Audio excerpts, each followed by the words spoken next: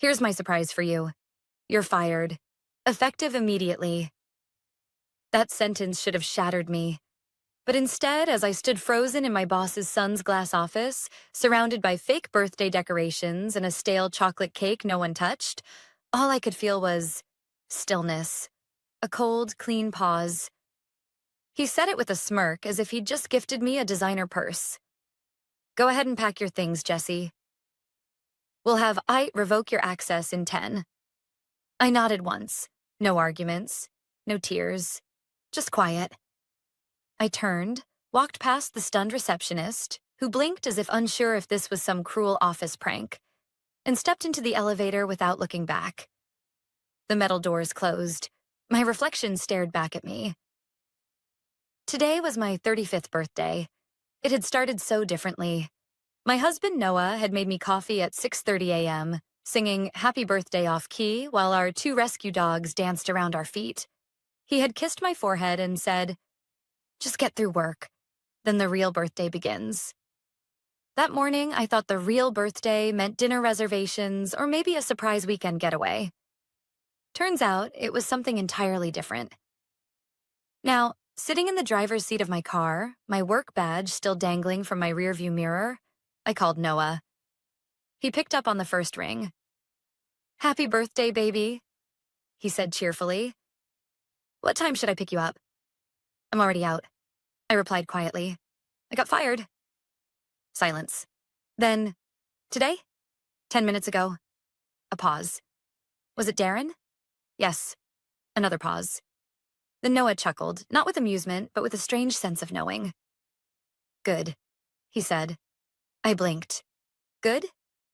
He exhaled. "Jess, we talked about this. You were never safe there. You knew it. I knew it. You were carrying that company on your back while Darren played executive cosplay." He wasn't wrong.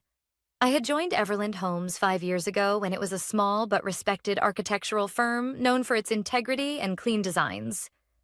I was brought in as a senior planner, but within a year, I'd modernized their project flow, integrated safety and compliance across all departments, and saved the company hundreds of thousands in failed inspections. When Gregory, the original CEO and Darren's father, was in charge, I was respected, promoted, heard. Then came Gregory's stroke, and Darren, the son with a business degree and a trust fund, was groomed to take over. In less than 6 months, he'd cut the legal review team, hired a PR agency no one needed, and turned my department into his personal scapegoat. He forgot to invite me to key meetings, claimed my reports were too technical. And now, on my birthday, he gave me the final gift: termination. By the time I got home, Noah had already changed out of his work clothes. He was standing in the kitchen with 2 glasses of champagne. "What's this?" I asked, setting down my keys. He smiled. "To endings." I blinked. "And to what happens 4 hours from now," he added, clinking his glass against mine. "Noah, what are you talking about?" He didn't answer, just kissed my cheek and said, "Just trust me." 3 hours and 46 minutes later, my phone buzzed on the couch beside me. Missed call.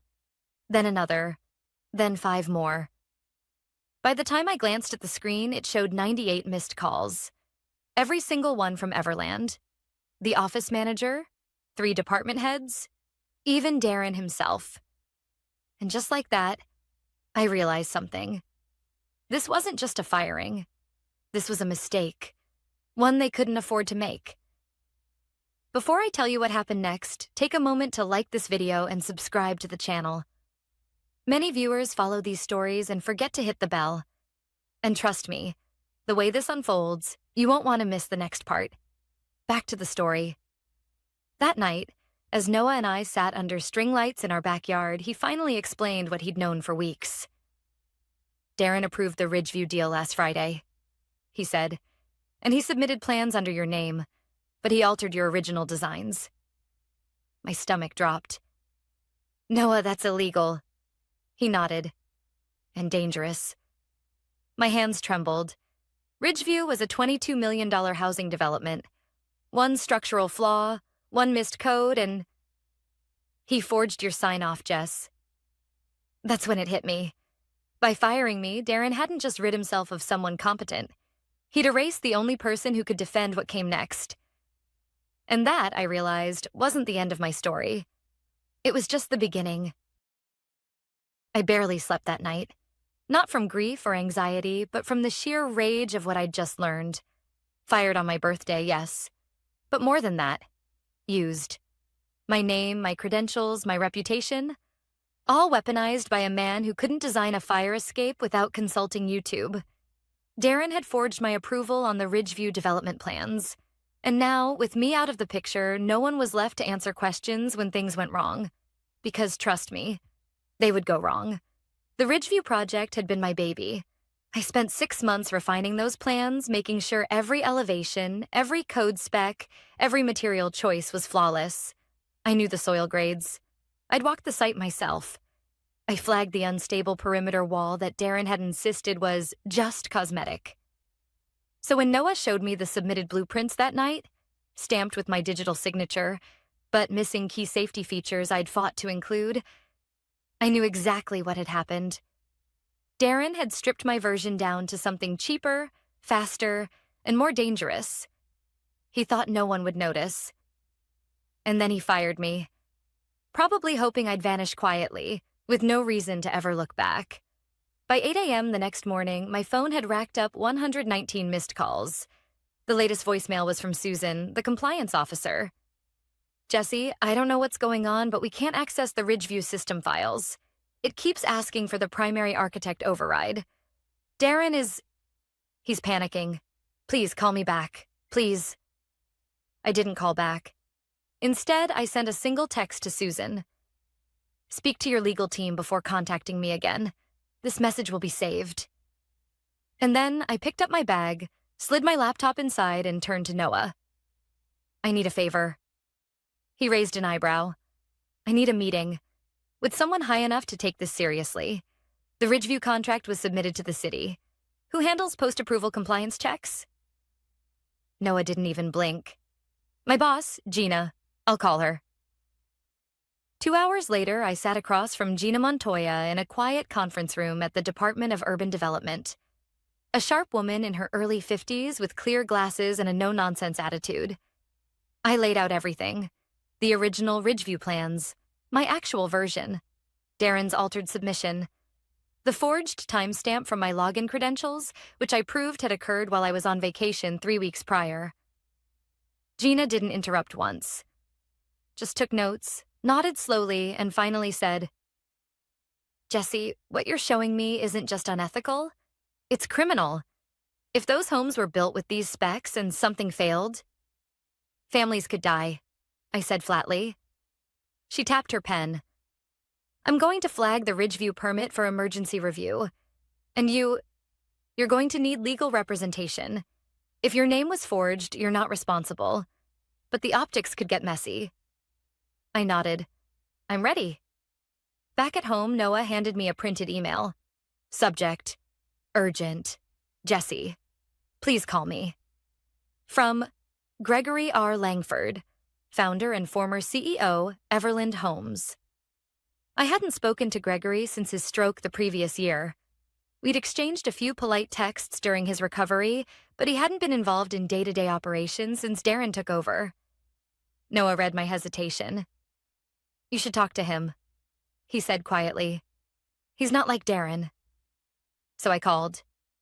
Jesse.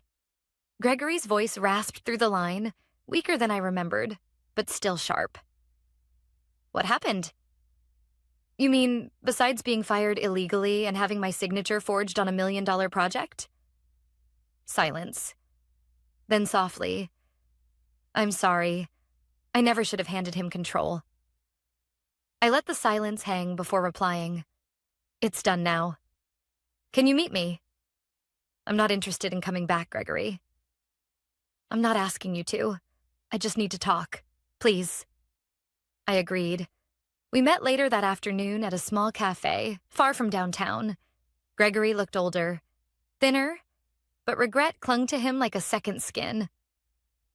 I built that company for 30 years, he said, and my son undid it in less than one. I thought he just needed structure. I didn't realize he needed a leash. I said nothing. Gregory continued. Susan told me what he did. He's denying it, of course. Said you sabotaged the files. I laughed bitterly. Of course he did. He leaned forward. Jesse, if you pursue this legally, the company will fall. You know that. I looked him in the eye. That's not my problem. He swallowed. What if I offered you something else? I'm listening. But before he could speak, my phone buzzed again. Another voicemail. This one from Darren himself. Jesse, look, maybe we can fix this. I didn't mean for it to go this way. We could talk. Come back. I'll undo the termination. We'll call it a miscommunication. Miscommunication. I ended the call and looked back at Gregory. They're scared, I said. And they should be. I didn't respond to Darren's message. Not out of strategy, at least not at first, but because I physically couldn't. My hands shook too much. The man who fired me with a smirk on my birthday now wanted to undo it like it was a bad calendar invite. Miscommunication, he said. As if terminating someone, forging signatures, and risking public safety was a typo. He had no idea that the city had already frozen the Ridgeview project. No idea that Gina had opened a formal inquiry. And no idea that I wasn't coming back. Not ever. The problem was, the deeper I got into what had happened, the more I realized something chilling. It wasn't just Ridgeview. That evening, Noah sat across from me at the kitchen table with a folder full of printouts. These are Darren's permit submissions over the last 6 months, he said. I pulled them from public records. Just compare them. One by one, I laid out the blueprints.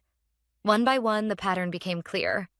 Cut costs, lower specs, remove redundancies, shorten inspection timelines.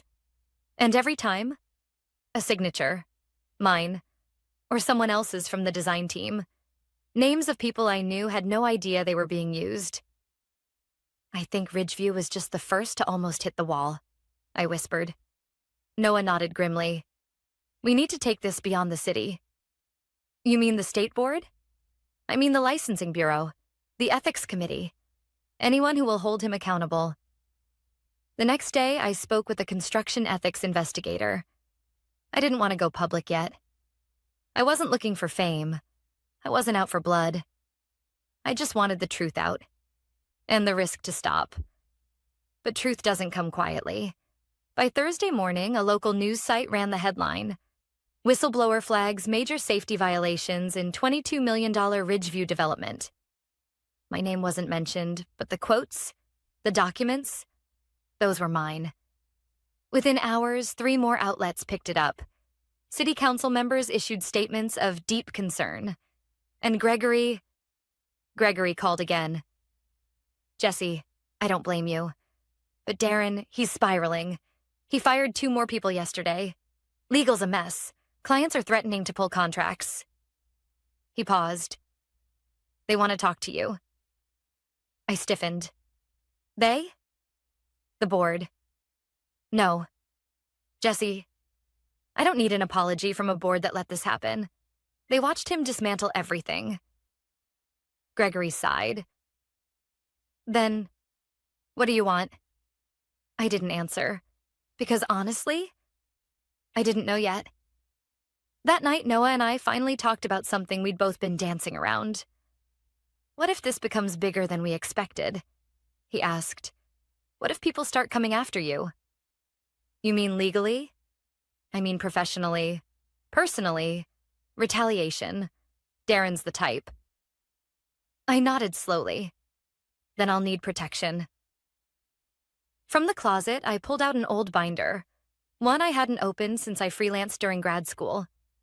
Inside were sketches, flowcharts, system notes. A full outline for a project management system I'd once dreamed of building. One that would eliminate the need for manual tracking, flag inconsistencies in submissions, and store backup approval trails. I had stopped working on it once Everland offered me a stable role. But now Now it felt like the right time. I'm not going back, I said to Noah, but I'm going to build something better, something they'll need. 2 days later, I registered my company, Proofline Project Systems. Within 48 hours, I had a consultation request. Not from Everland, of course, from one of their biggest competitors. They'd seen the news, they'd read between the lines. By the following week, 2 more firms reached out, quietly, discreetly. They didn't want to get caught in the headlines, but they did want better systems. Systems I could build. Meanwhile, Everland was burning from the inside. Susan, the compliance officer, messaged me late one night. "Jesse, everything is falling apart. Darren's been removed from daily operations, but we can't recover Ridgeview. City says it's unsalvageable. We might lose our license." Then another message, this time from Gregory. "They want to offer you something. Not employment, a contract. You oversee project integrity, full autonomy. We'll pay. Just help us recover. Please." It was tempting. Not because I wanted to help them, I didn't. But because I knew what I'd built, what I was about to build, was the future. And part of me wanted them to pay to access it. Before I replied, I called Gina at the city office. Hypothetically, I asked, if a private company partnered with the city to build a transparent project verification tool, could it replace the current filing system? She didn't hesitate. If it worked? Absolutely. Jesse, we'd pay for it. The real gift Darren gave me wasn't that text message on my birthday. It was the fire he lit under me, the chance to rebuild, not just my career, but the rules themselves. And now? Now I wasn't knocking on anyone's door. I was building the damn building myself. I didn't respond to Gregory's message right away. Not because I didn't know what to say, but because I knew exactly what I wanted to say. And I wanted to make sure every word was delivered at the right time, with the right leverage. 2 days after he reached out offering a contract, I sent a short reply. "We can discuss terms. My assistant will coordinate a meeting. I'll bring my conditions. I suggest you bring yours." Noah raised an eyebrow when he read it. "You have an assistant now?" I shrugged. "Technically, it's my cousin Rachel, but she's good with scheduling and knows not to take crap from anyone." We both laughed. But beneath the humor, I felt something new. Stability. Not in the way a steady job offers, but in something deeper. I had control over my path now. And no one, especially not Darren, could take that away again. The meeting was set for a Friday afternoon in a neutral downtown conference space. I arrived early, dressed in black slacks and a crisp navy blouse. Confident, but not flashy. I didn't want to be underestimated, but I also didn't want to walk in looking like revenge incarnate. That's not what this was anymore. Gregory arrived with 2 board members and the firm's attorney. No Darren. "Where is he?" I asked flatly, not bothering with small talk. "Removed from decision-making," Gregory replied. "He's on indefinite leave while the ethics investigation runs its course." I nodded once. "I read your proposal," he continued, sliding a printed copy of my terms across the table. "You'd create and oversee an entirely new project integrity system, independent from our operations. You'd report only to the board." "That's correct." "You'd have access to every file, every permit, every blueprint. You'd audit everything before it goes to the city?" "Yes." "And if we object to one of your flags?" "Then it doesn't move forward. That's non-negotiable." The board attorney leaned forward. "You're asking for a lot of power, Ms. Reyes. I'm offering a lot of liability protection. And frankly, after what happened, you need someone the city trusts. Right now, that's me." There was a pause. Gregory looked at the others, then back at me. "What's your rate?" I opened my folder and slid over a typed number. It wasn't outrageous, but it wasn't cheap either. The attorney looked like he swallowed a lemon, but Gregory didn't flinch. "Approved," he said. But I wasn't done. "One more condition." "Of course," Gregory replied. "Darren completes full retraining. Every module I assign. He doesn't touch another project until I sign off. They looked stunned. You want to supervise him? One of the board members asked. I want to educate him. If he's going to stay in this industry, he's going to learn to do it right. Or not at all. Another long pause. Finally, Gregory nodded. Done. I walked out of that room with a signed agreement in hand. It wasn't a return to Everland. It was a restructuring of the power dynamic. They needed me. And this time I was walking in on my terms, with documented authority and legal insulation. They couldn't fire me. They couldn't override me. They couldn't ignore me. And Darren? Well, Darren was about to be my student. A week later, I sent him his first assignment, Module 1, Fundamentals of Project Integrity and Compliance. He didn't reply, but 2 days later, the module was returned. Completed?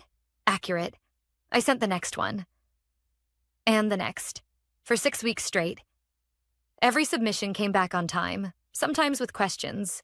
At first, I assumed it was performative, a damage control act to rebuild his image. But slowly, I started noticing a shift. His tone changed. His responses became more thoughtful. In a few cases, he even caught things I hadn't flagged. Was it real? Or just a performance? I wasn't sure. Meanwhile, Proofline Project Systems was growing. After the news of my Everland contract broke, 2 more city departments reached out for consultations. I hired Rachel full-time, then an intern, then a software developer to start building the verification tool I had outlined in that old binder. It was happening. Bit by bit, I was building what I had once only imagined, a system that wouldn't just catch mistakes, but prevent them. One that didn't need someone like me to manually verify everything. One that made ethical choices the standard, not the exception. One afternoon, Gregory called. Jesse, we have a request. What kind? A client wants to know if you'd consider presenting the new project verification process at the Ridgeview Town Hall. I hesitated. That's a public meeting. Yes, and you're the one person who can restore trust. Trust. That word again. But I thought about it, and I realized it wasn't just about Everland anymore. The community had a right to hear from the person making sure this mess didn't happen again. I'll do it, I said finally, but only if Darren's there too. The Ridgeview Town Hall was scheduled for a Wednesday evening in the community center gymnasium. Folding chairs, fluorescent lights, and one long plastic table where Gregory, a city official, and I would sit. It was nothing glamorous, but it might have been the most important meeting of my professional life. I arrived early. The room was already filling up with residents. Some angry, some confused, some just curious. These were the people who had trusted Everland Homes to build their futures, their starter homes, their retirements, their children's backyards. And for a while, that trust had been badly misplaced. Gregory arrived next, followed by a staff member from the city's Department of Planning and Zoning. And then, almost exactly at 6:55, Darren walked in. He didn't look like the Darren I remembered. No smug smile, no expensive blazer, no phone glued to his hand. Just a plain blue button-down, sleeves rolled, and a manila folder under one arm. He gave a brief nod in my direction and took a seat in the audience. Interesting. At 7:02 p.m., Gregory stood and addressed the crowd. I'd like to thank everyone for being here. Tonight is about transparency, about answering your questions and owning our mistakes. That begins with introducing the person who's been rebuilding our project integrity system, Jesse Reyes. I stepped up to the microphone, heart thudding against my ribs. I'd spoken at plenty of meetings in the past, but this wasn't just professional. This was personal. Good evening, I began. I know some of you might recognize my name from recent reports. I was a lead project planner at Everland for 5 years. Last month, I discovered that my name had been used without my permission to approve project plans I didn't create. After I brought this to the city's attention, an investigation confirmed multiple compliance violations, many of which affected the Ridgeview development. Murmurs rippled through the room. I continued calmly. Since then, I've been contracted as an independent integrity consultant to audit and rebuild all processes connected to Ridgeview. What that means is every revised plan, every material order, and every safety compliance check now passes through a new system, one that I control. A woman in the second row raised her hand. Why should we trust Everland again? Why should we believe anything now? It was the question I had expected. I nodded. You shouldn't take anything on faith, I said. But you can verify. We've created a public dashboard, updated weekly, with plan approvals, inspection dates, and compliance sign-offs. You'll know exactly what's happening and when. Another hand shot up, then another. Questions about soil stability, drainage, electrical planning. I answered each one thoroughly, not defensive, just factual. And that's when Darren stood. Everyone turned. He walked slowly to the front of the room, glanced at Gregory, then looked directly at me. May I speak? He asked. Gregory hesitated. I nodded once. Darren stepped to the mic. My name is Darren Langford. Many of you know me as the acting director of Everland. Some of you knew my father when he ran this company with integrity. I did not honor that legacy. A beat of silence. I altered project submissions to cut costs.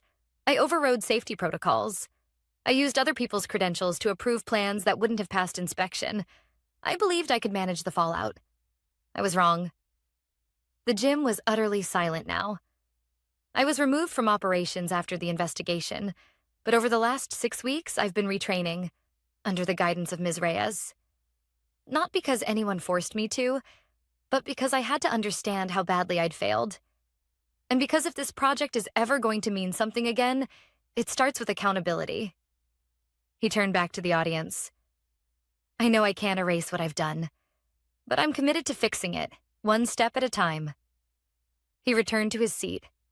No applause, no outbursts, just a heavy, thoughtful silence. After the meeting, a few residents approached me. Some still skeptical, others quietly grateful. One elderly man said, If you're the one fixing this, I'll sleep better tonight. That meant more than any corporate title I'd ever held.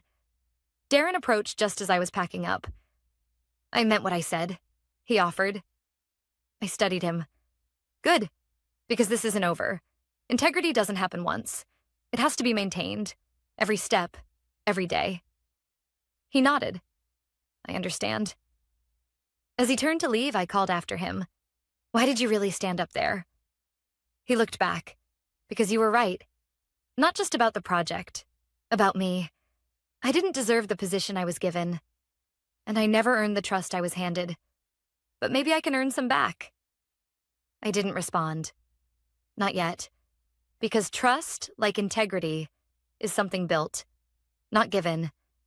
And it was still under construction. 3 months passed. Ridgeview was officially reinstated, this time under strict oversight, weekly public audits, and triple verification systems. Construction resumed slowly, cautiously, under the weight of everything that had nearly gone wrong. But something had changed.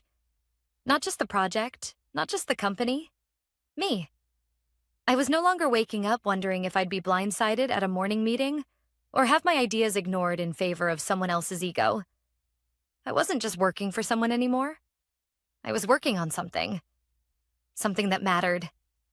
Proofline Project Systems had secured 4 new municipal contracts. My system was being piloted in 2 counties. City officials were recommending it as a benchmark model. I was hiring full-time staff. And for the first time in my career, I wasn't chasing approval. I was setting the standard. One afternoon in early spring, I was invited to speak at a regional architecture and compliance conference. Nothing huge, just a panel discussion about ethics in urban development. I almost said no. But then I thought about the Jessie from a year ago, the one who got fired on her birthday, who left the office without raising her voice, who quietly shut the door behind her while everyone else clapped for a man who didn't know half of what she did. And I decided to show up. When I finished my talk, a young woman approached me.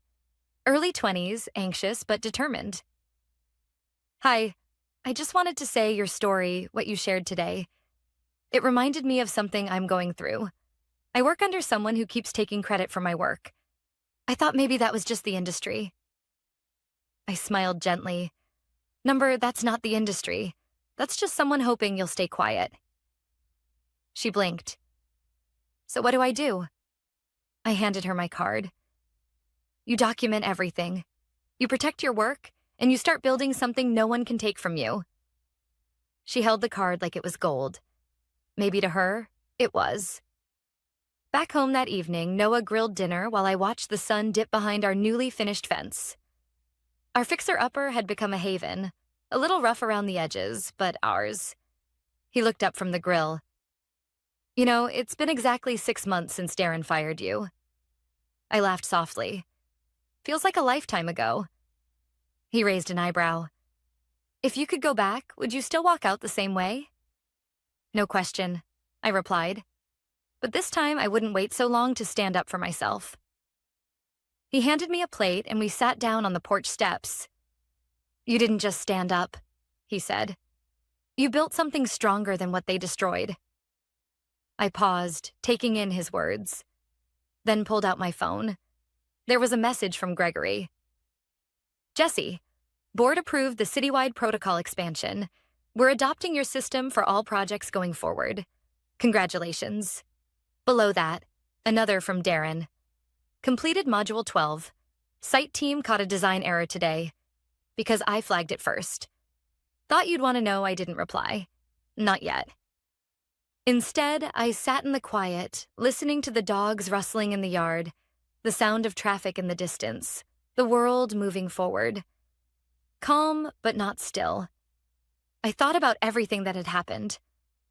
The text on my birthday, the forging of my name, the silence I'd chosen over outrage, the system I built from an old binder, late nights, and a whole lot of bitterness turned into purpose. I didn't burn Everland to the ground, but I rebuilt the ground they stood on my terms, with my tools, and no one could take that away. People ask me sometimes if I ever forgave Darren. The truth? I don't know. Maybe forgiveness isn't always the point. Maybe it's about creating enough distance between the person you were and the person you've become that their power fades on its own. What I do know is this. Revenge doesn't always look like scorched earth. Sometimes it looks like leadership. Sometimes it looks like walking back into the room, not to beg for your job, but to rewrite the way the job is done. Sometimes it looks like watching someone learn the lessons they once mocked you for knowing. If you've made it to the end of this story, thank you. You probably understand something a lot of people overlook, that the greatest revenge is not in making someone pay.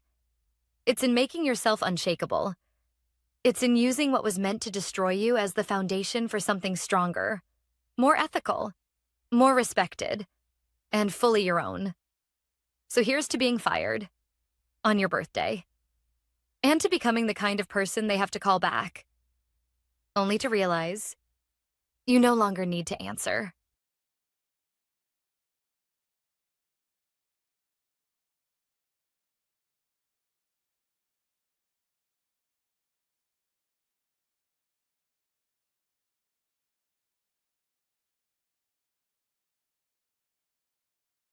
I didn't expect the email.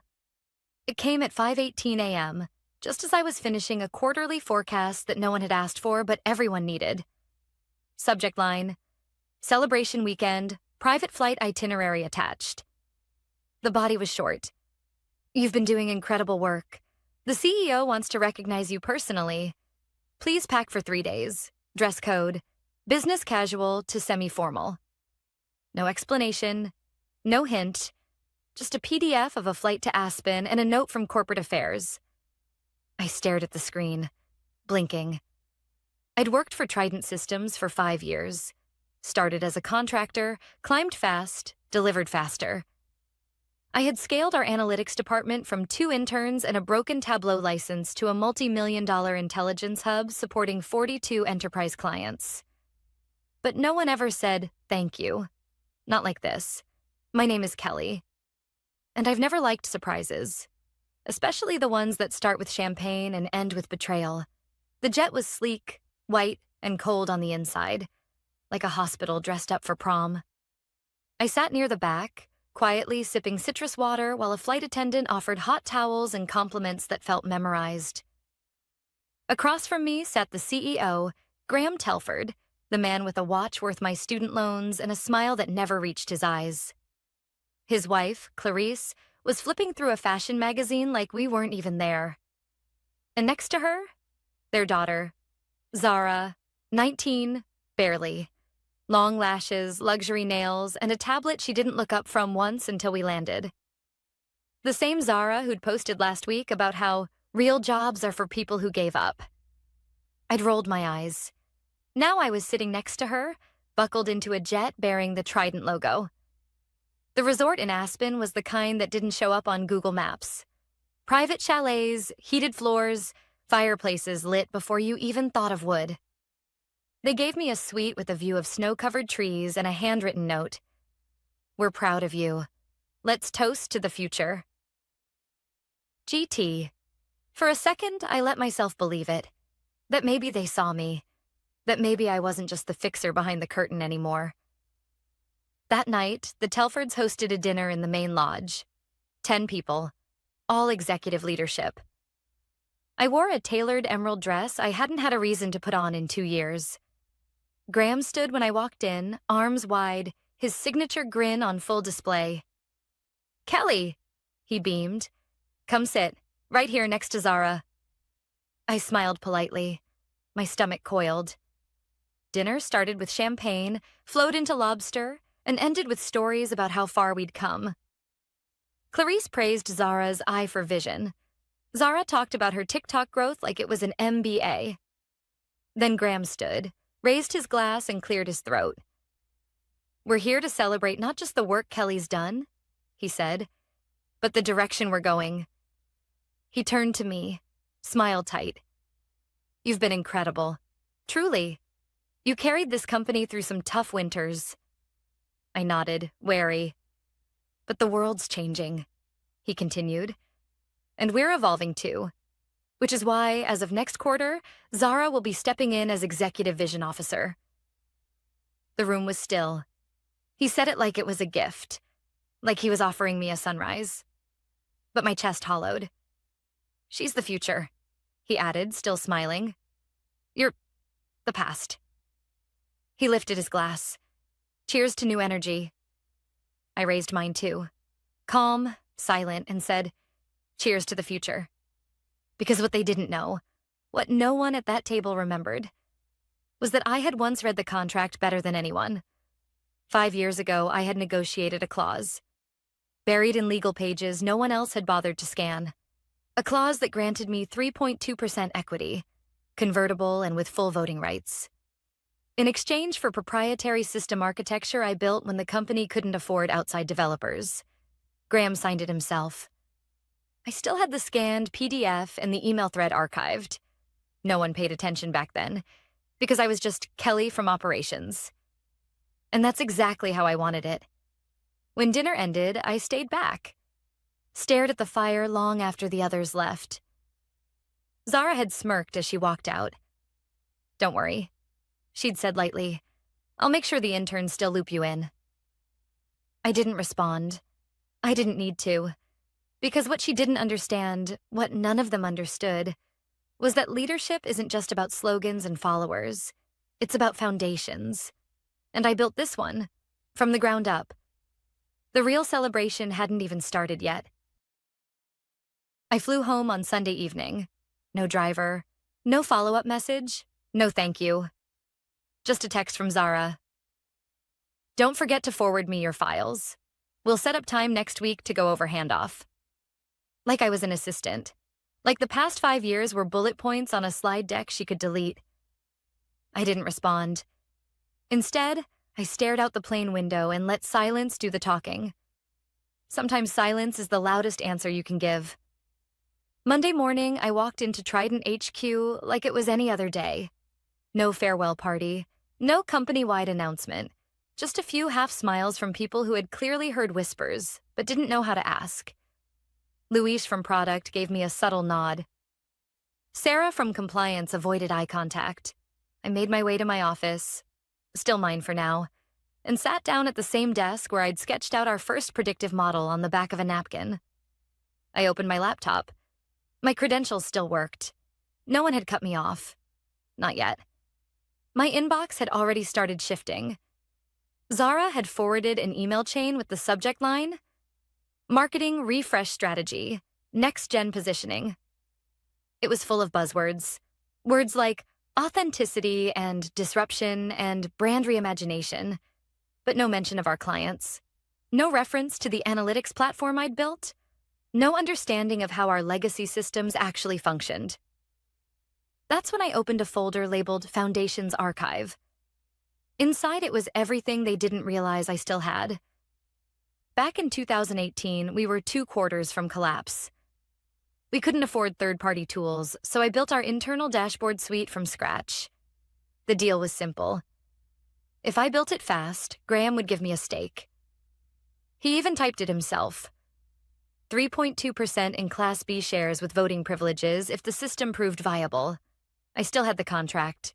It wasn't buried in legalese. It was clean, precise, and signed. At the time, I thought of it as a symbolic thank you. But when the company got its Series B around the following year, my 3.2% became real money. By the time Zara was learning how to upload YouTube videos, I was stabilizing revenue pipelines during COVID. And yet they were ready to erase me like chalk on a boardroom wall. I spent the rest of Monday quietly downloading documentation, not because I was planning to sue, but because I knew I'd need leverage. Then I forwarded a message to our general counsel. Subject: Clarification on shareholder voting rights. All I wrote was, per my 3.2% Class B shares granted 2018 attached, please confirm voting procedure if strategic leadership changes are made without board resolution. He responded 47 minutes later. Hi, Kelly. Reviewing now. Thank you for raising this. That's when I knew they'd forgotten. Because if they remembered, legal would have blocked me before I ever reached my desk. On Tuesday, Zara strolled in like she'd been born in the boardroom. She was in my office before I'd even finished my first coffee. Hey, she said brightly, perching on the edge of my desk like a sorority president handing out party invites. I'm setting up a vision workshop for Friday. We'll go over what you've built and what I plan to build on top of it. Sounds productive, I said, sipping slowly. I'm also restructuring teams a bit. Younger energy, more agile. No offense, but I think some of the people here are too stuck in their ways. I nodded. You don't agree? She asked, eyes narrowing slightly. I just think foundations matter, I said. You can't remodel the house if you don't know how the plumbing works. She rolled her eyes, then smiled. I guess we'll see. Yes, we would. Later that day, HR sent me a transition outline. No formal demotion, just subtle suggestions that I should support the rebrand initiative and step back from strategic planning. It was dressed up like a promotion in mentoring, but I knew what it was. They wanted me to fade out gracefully, quietly, without making waves. By Wednesday, I'd seen enough. Zara announced a new UI concept to the whole dev team without once speaking to anyone who'd worked on our architecture. Her wireframes were flashy. The colors clashed. The logic flow was broken, but everyone nodded because her last name was Telford. That night, I sat in my apartment, the city lights glowing below, and opened a new folder. Leverage, Phase 1. Inside, I dropped 3 things. The original equity agreement system diagrams I authored with full timestamps. An internal audit memo showing my platform had a 99.3% uptime over 4 years. I wasn't going to destroy them. But I wasn't going to let them destroy me either. They flew me to Aspen to celebrate my work. But they didn't realize that I was the work. That every line of code, every successful contract, every functioning system was stitched with my fingerprint. I didn't need a seat at the table. I owned part of the floor it stood on. And soon they were going to remember exactly who I was. Thursday morning started quiet. Too quiet. There was no meeting on my calendar, No urgent Slack messages and no leadership updates.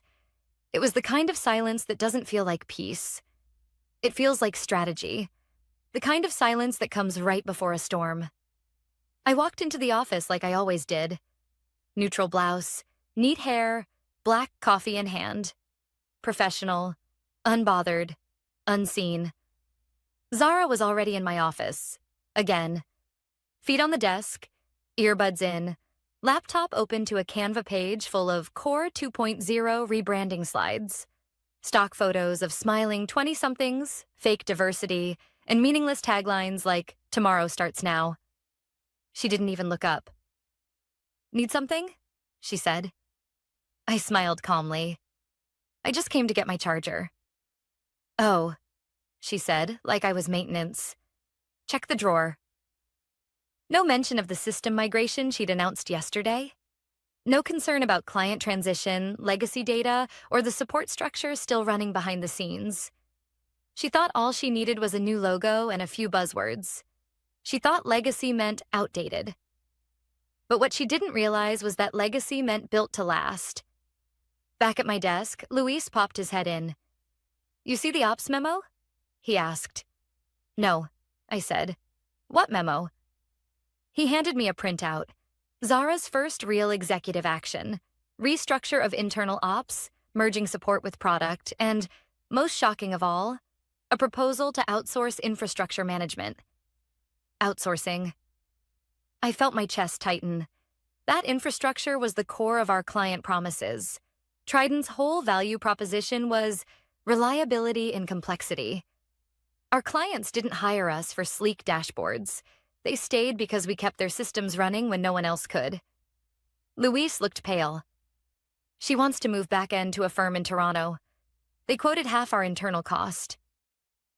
"And they didn't check compatibility?" He shook his head. "They're going to break the pipeline," I said quietly. "They already have," he replied. "One of our financial services clients called this morning. Something's not syncing. I think she tried testing the migration on a live account." My stomach dropped. "That violates protocol." Luis nodded slowly. "I know." I spent that afternoon doing what I do best, quietly collecting facts. I pulled system logs, performance reports, uptime stats, and I drafted an email. Not to Zara, not to Graham, but to the one group they were too distracted to monitor. The board. Subject: operational risks and transition oversight. I attached proof of the live migration test that interrupted client data, a Slack screenshot showing Zara giving verbal approval with no documentation, and internal documentation that flagged the new vendor as not compliant in a 2021 audit.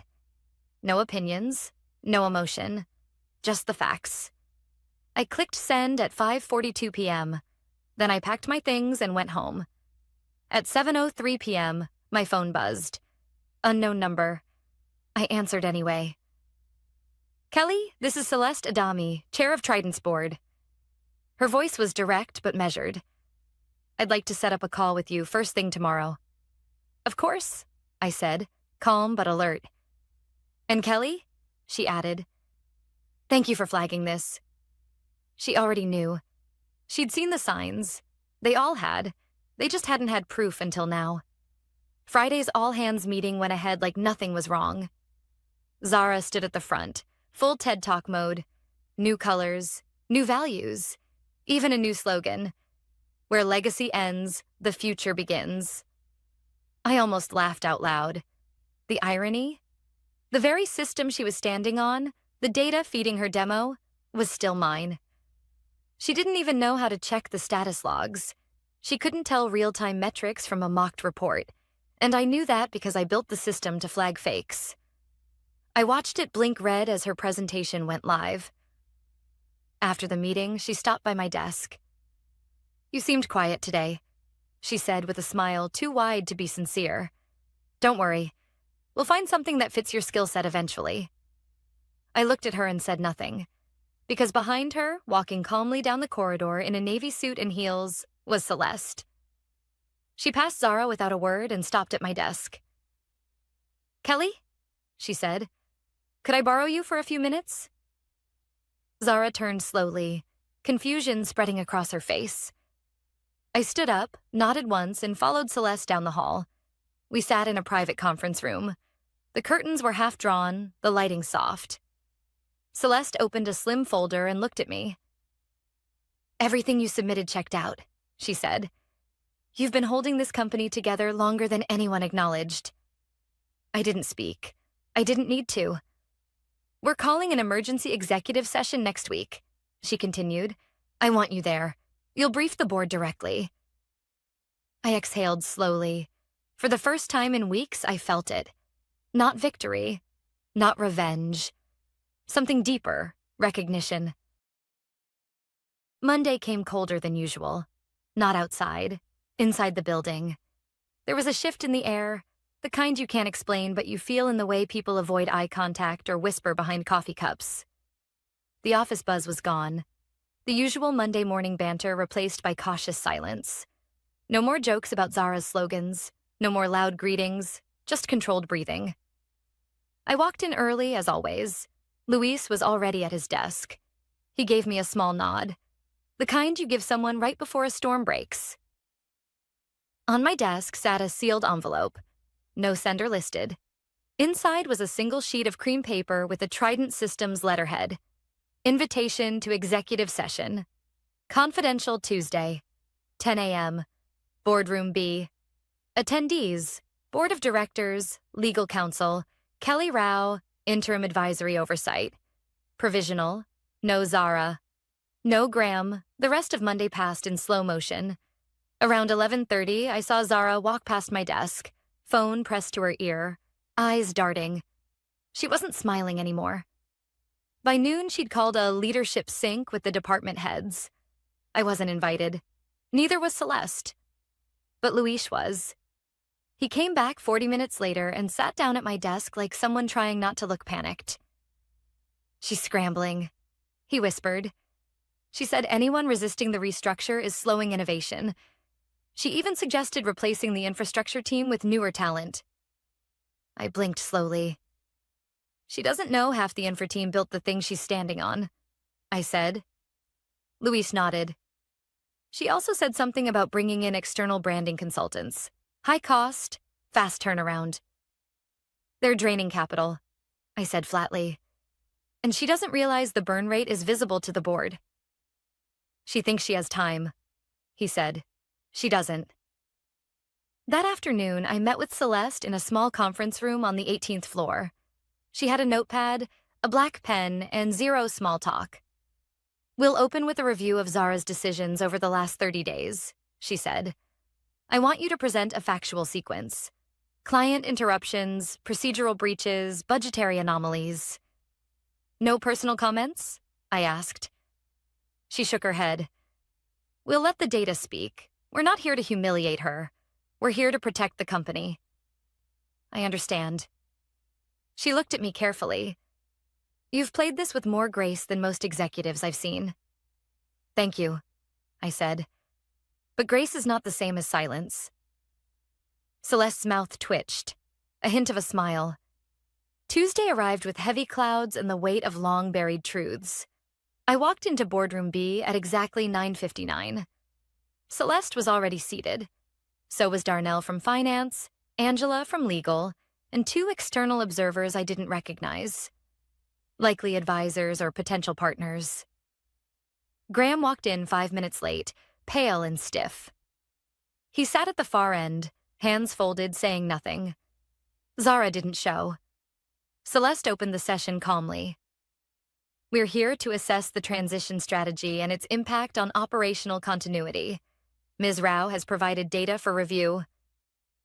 I stood and connected my laptop.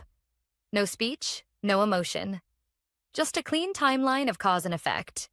Live migration without testing protocol. Client X's service interruption. Unauthorized outsourcing request with flagged vendor. Projected Q3 overages due to external rebranding bids. Internal morale drop supported by HR's own employee engagement pulse check.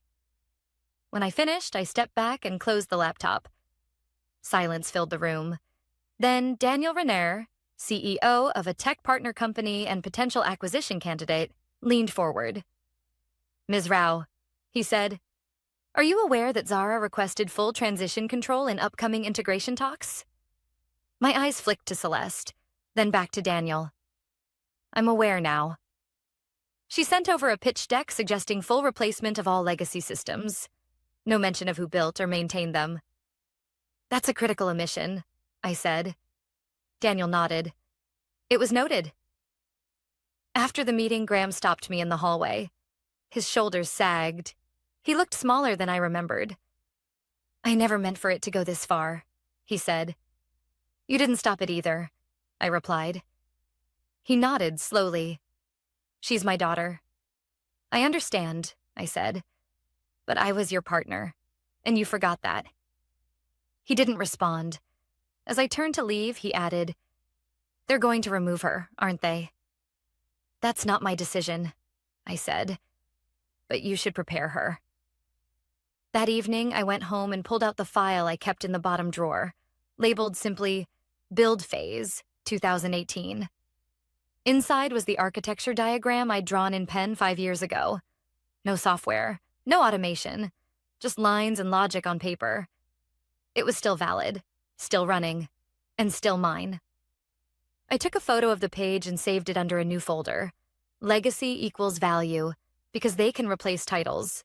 They can change logos. But you can't replace the people who built the bones of something and kept it alive through every storm. Wednesday morning felt different. People weren't whispering anymore. They were watching. The atmosphere in the office had changed. Not with fear, but with anticipation. Every movement felt deliberate. Every conversation measured. Zara hadn't shown up that morning. Her name was still on the whiteboard in what used to be my office, but her chair sat empty. The rumors had started circulating before noon. That the board had frozen her transition plan, that legal had asked her to pause all strategic directives, that she'd left crying the day before. None of that came from me. I hadn't said a word. I didn't need to. By now, the system was speaking for me. At 11 a.m., I met Celeste in a quiet corner of the executive floor. "We've scheduled a full vote for Friday," she said, her tone cool and professional, "on formalizing the advisory team and removing Zara from interim leadership." I nodded once. "You have the numbers?" "We do," she said. "After yesterday's presentation, 2 of the undecideds flipped. One said he couldn't believe Graham signed off on any of this." "He didn't," I said. "He just didn't stop it." Celeste studied me. "You could have gone public with this. Leaked it. Blown the whole thing up from the outside." "I don't want to destroy Trident," I said quietly. "I just want it to remember what it is." She looked down at her notes, then closed them. "We'll want you in the room." Back on the floor, I returned to my desk and opened my inbox. One message stood out. Subject: Concerned client requesting escalation sender. Vanessa H., client success. Inside: "Hi, Kelly. Just got off a call with client Delta. They're reporting instability in the dashboard. They say it's not syncing overnight reports. Said they've reached out twice this week and gotten vague answers. Do you know what's going on?" I felt a chill run down my spine. Delta was one of our oldest clients, one of the clients I brought in, back when we were fighting just to make payroll. Losing them would send the wrong signal to every client watching. I opened the back-end monitor and pulled the sync logs. Sure enough, 3 failures in 4 days, all linked to a patch Zara's team pushed live without routing through QA. No rollback, no escalation chain. They thought no one would notice, but clients always notice. I called Vanessa directly. "Get me 10 minutes with their lead. I'll take the call personally." "Already scheduled for 2 p.m., she said. "They requested you specifically." Of course they did. At 1:58, I closed my door. At 2 o'clock sharp, I was face-to-face with Client Delta's head of operations over Zoom. "I appreciate you joining the call," he said, his voice clipped. "I'll be blunt. If this instability isn't resolved by Friday, we're pulling our contract." I didn't flinch. "You're right to be frustrated," I said. And I'll take full responsibility for restoring the system. You're not even listed on the current leadership roster anymore. I looked him in the eye. Yet here I am. There was a pause. We don't want to leave, he said finally. We just want what we were promised. And you'll have it. After the call, I rolled back Zara's faulty patch and reactivated our original sync tool, the one I built by hand when Trident was still running lean. The logs lit up green. Clean. Fast. No errors. System restored. By Thursday, news had spread. The client hadn't left. The system had stabilized. And I was the one who fixed it. Luis walked past my desk that morning, coffee in hand. You just bought us time, he whispered. Not time, I said. Breathing room. Then I opened a new document titled Advisory Proposal, Foundation Model. It outlined a transition plan not based on slogans or hashtags, but on history, data, and respect. Later that afternoon, I got a knock on my door. It was Graham. He looked tired. Not the kind of tired from work, the kind that comes from watching something unravel too late to stop it. Can we talk? I gestured to the chair across from me. He sat, hands folded in his lap. I spoke to Zara, he said. She's stepping back, voluntarily. I raised an eyebrow. She wanted to prove herself. She thought you were in the way. I wasn't, I said. I was the foundation. He nodded. I know that now. There was a long silence. I'm sorry, Kelly, he said. Truly. I believe you, I said. But the apology is for me. The accountability? That's for the board. He didn't argue. He just nodded once, stood up, and left the room. That night, I worked late. I reviewed legacy systems, cleaned up permissions, and forwarded key documentation to Celeste's assistant. I wasn't building a case anymore. I was reinforcing a company. Because leadership isn't about being the loudest voice in the room. It's about being the one who still shows up when everyone else has given up. And on Friday, they would decide. Not about who gave the best speech, but about who actually kept the lights on. Friday morning arrived with that strange hush. Not quiet, but controlled. The kind of silence that fills a building before something shifts for good. Everyone knew what was coming. No one said it out loud. But the eyes said enough. I arrived at Trident HQ early. My badge still worked. My name was still in the system. No one dared greet me with pity anymore. Now they looked at me with something else. Recognition. The boardroom was full when I walked in. Celeste sat at the head of the table, calm as always. Graham was there too, seated beside two outside consultants. His expression was unreadable, but the slump in his shoulders gave him away. Zara came in 5 minutes late. No designer tote this time. No glossy smile. Just a neutral blazer, hair tied back, and a face trying to look composed. Celeste opened without small talk. We're here today to vote on finalizing the leadership transition oversight following recent instability and risk exposure. She looked at me, then around the room. Before we vote, Kelly, would you like to say anything? I stood slowly. I didn't come here to claim credit, I said. But I did come to protect what we built. Trident isn't a brand. It's a structure, a system, a promise. And lately, that promise has been stretched thin. I paused.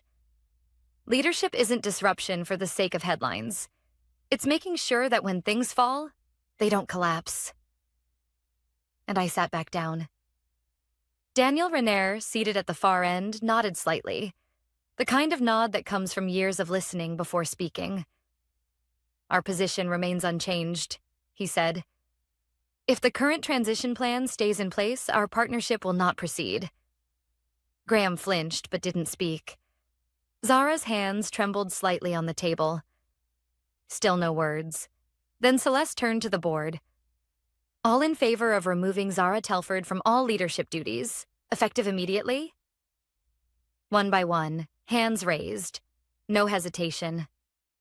All in favor of instating Kelly Rao as Transitional Systems Advisor with full operational veto? Again, unanimous. Zara looked down. The only sound in the room was the scratching of a pen as Celeste signed the final motion. After the meeting, most people left quietly. No chatter, no handshakes, just a building exhaling. Zara stayed behind. She didn't cry. She didn't rage. She just stood by the window, staring at the skyline. "I thought I could handle it," she said quietly. "I thought new ideas were enough." I joined her but said nothing. She turned toward me. "You probably hate me." "I don't," I said. "I just wish you'd asked before trying to replace everything you didn't understand." She nodded, then walked out, heels echoing in a room that suddenly felt much larger. Over the next 2 weeks, the real work began. I met daily with engineering, ops, legal, and client services. Not to rewrite everything, just to steady what had been knocked loose. Trident didn't need reinvention. It needed memory, clarity, strength. I brought Luis in as lead of systems continuity. Vanessa stepped up to oversee client transitions. And the people who used to be overlooked now sat at the heart of the company again. Not because of titles, but because they'd earned it. One evening, I stayed late, reviewing an old process map I'd drawn years ago in the margins of a whiteboard photo. The date stamp said 2018. The logic still held. That's what most people forget about solid architecture. It doesn't expire. It adapts. Late that night, I got a message from Celeste. Subject: "Just so you know." 3 of our longest clients reached out this week. They said whatever changed, they noticed. And they're relieved. That's you, Kelly. Just wanted you to know. I stared at the message for a long time. Not smiling, just breathing.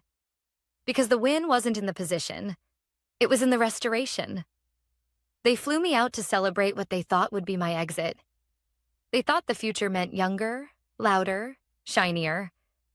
But they forgot something fundamental. You can't build the future if you don't understand the past. And you can't lead a system if you've never walked through its failures. I wasn't loud. I wasn't trending. But I had one thing that outlasts both: value. And this time, I didn't need anyone to give it to me. I took it back. Quietly, powerfully, permanently.